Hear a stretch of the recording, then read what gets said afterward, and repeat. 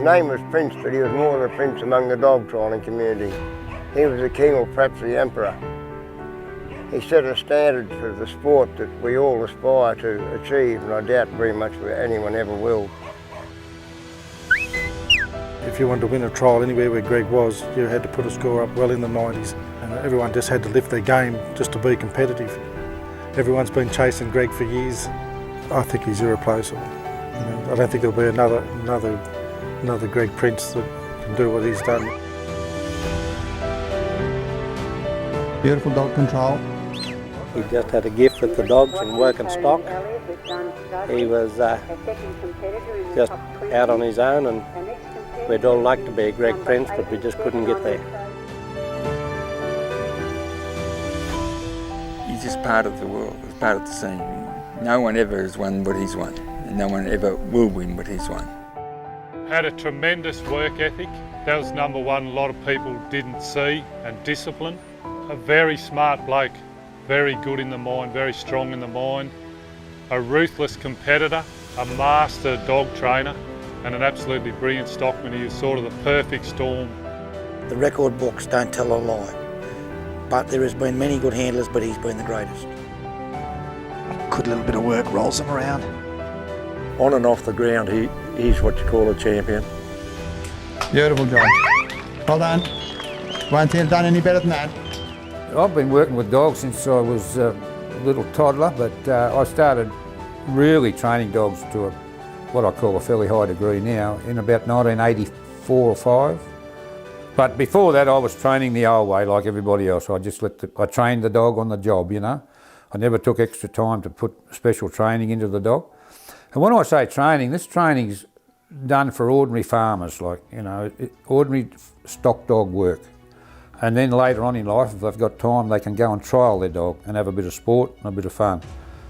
So that's when he changed to the Wandara line with Wandara Dye and Seville's Bill.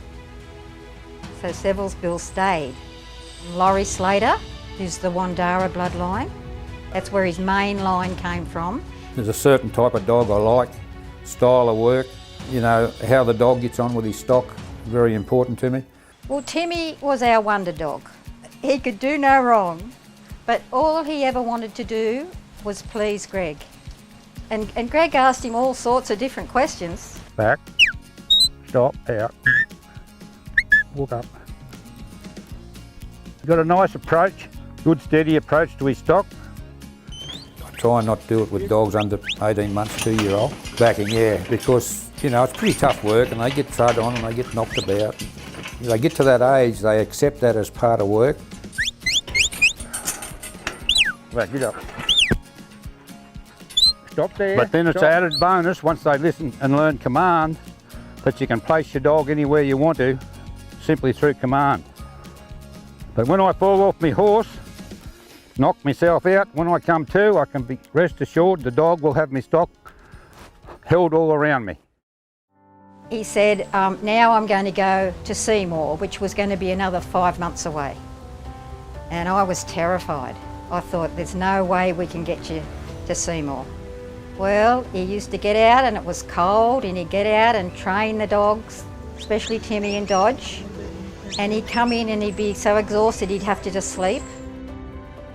Finally, when we parted, he said, I love my dogs. And I said, I love mine too, Greg, and that was the last time I'd spoken to him, yeah. It was up to you then to sort of develop the timing and the nous then to be able to carry out those steps to whatever degree you wanted, but he put in place the basic plan for you to follow. The 10 steps came about because Greg read every book there was to read on training dogs. Test. When called, the dog must come off stock immediately. Balance. Balance stopped to me with no command. And, you know, I've had dogs all my life, working dogs, and didn't know that I didn't know.